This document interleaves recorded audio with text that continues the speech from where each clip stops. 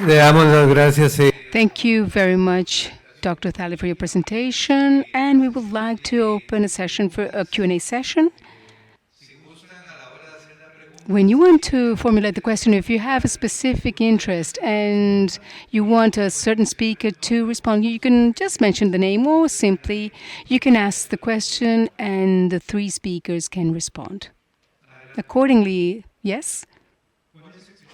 What is your experience using superdoses compared to DDGs?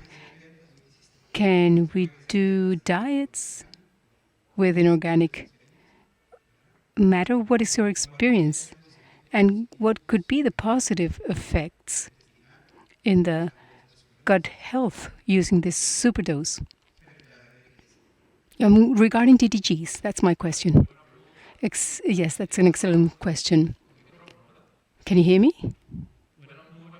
Excellent question.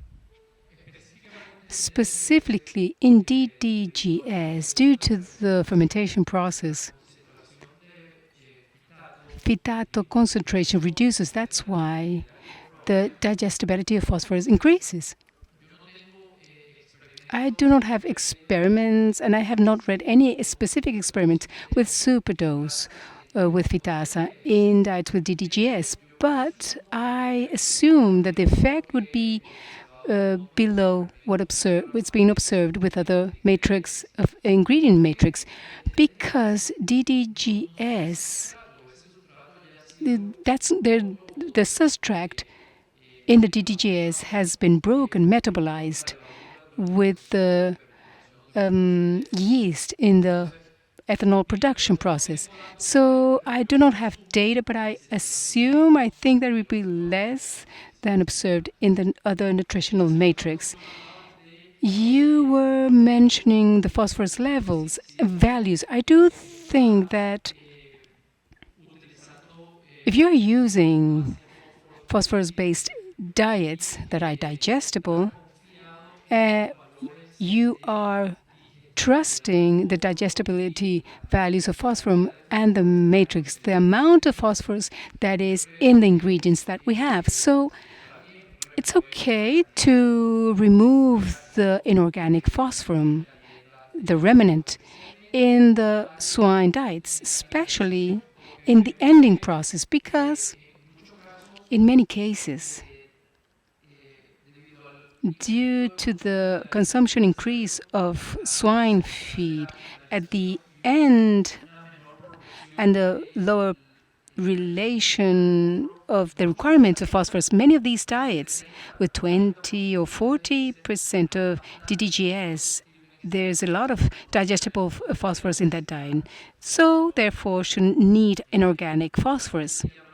Today we talk about sustainability and the need to reduce the environmental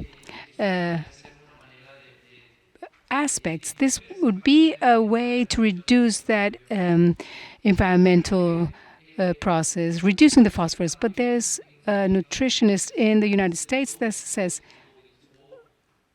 loading. So what is the trust that we have on the numbers of the nutritional matrix that we have? These are true values and are confirmed. Therefore, we have the assurance to do something like this. Thank you very much, Doctor. Any other questions? Yes, Mr. Ricardo. Thank you very much. A question for Dr. Bob Tyler. That died with 30% of DDGS. I can imagine it was full of synthetic amino acids, all the amino acids. And we use here up to 4.5 kilograms per metric ton, but up to what extent in lysine with that diet of 30%? And the inclusion of lipinade, I really didn't grab it, really. I didn't know. So it's two questions. Like how much amino acids are in the diets when you put in a lot of DDGS? Okay. How much synthetics or? How much synthetics or how much synthetics are you using? Which one? Lysine, He says, he's asking, how many amino acids, synthetic amino acids, Okay. did you add to the diet okay. you were using? Yep. He's thinking that a lot. Okay. And also, he's asking about the level of lysine you used. He's wondering if it was 4.5 or more than that in the diet. Okay. So, I apologize, that was 3 years ago, and I'm 63, and I can't remember exactly, But, so what we did, we for all those diets, we kept a constant lysine to calorie ratio, and then we also used the ideal amino acid ratio, but we did add synthetic lysine, threonine, methionine, and tryptophan to that. As to the exact, percentages, I can't tell you that. And What is the crucial level of liquid?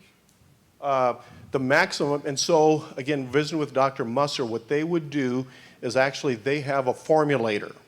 And so their technical service people would work with you, and you would say, okay, here's my diet. Here's, am I using grain sorghum? Am I using corn?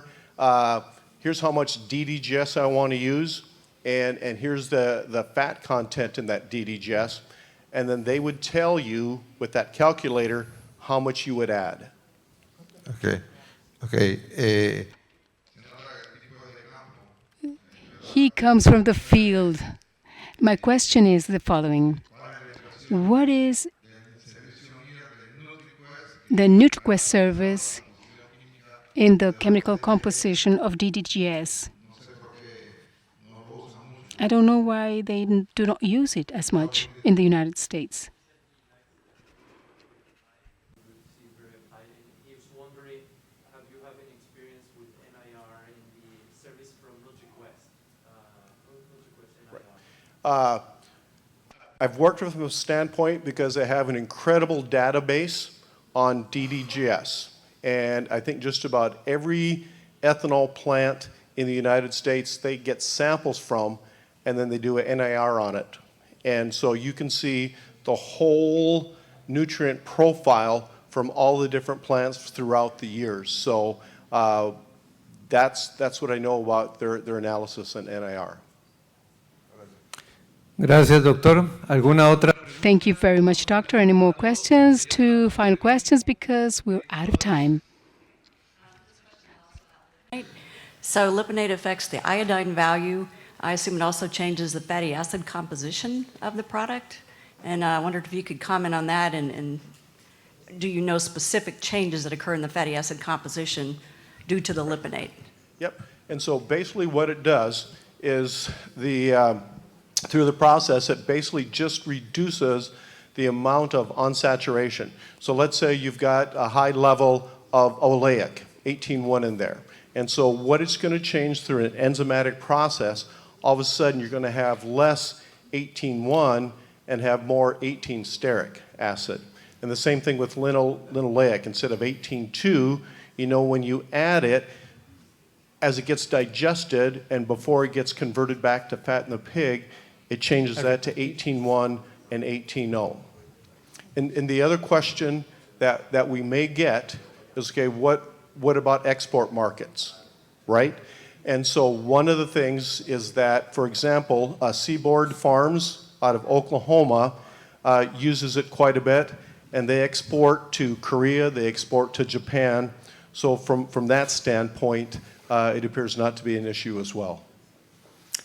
Gracias, doctor. Thank you very much, Doctor. Any other questions that we have? Any more questions?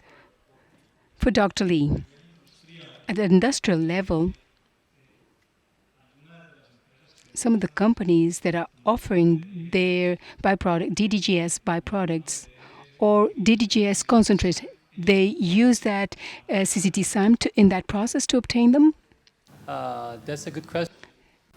Actually, I was thinking selling enzymes, these type of enzymes in ethanol plant to improve the digestion and to improve the yield of ethanol out of the fermentation. So, but I think they're using different enzymes, right? Not beta-manganase.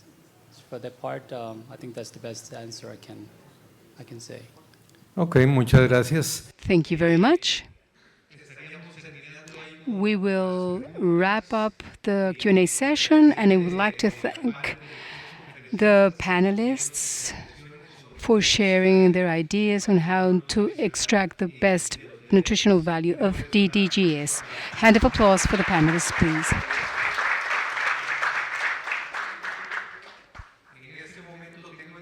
I understand that you have in front of you, in order to fill out that form, a survey regarding the event. Please confirm if you have the survey with you. Remember that without that, you will not receive any memoirs from this event. The following days, we will be compiling all the conferences presented and all the surveys that we will receive. We will have your emails, and we will share a link in order for you to have access to the conferences.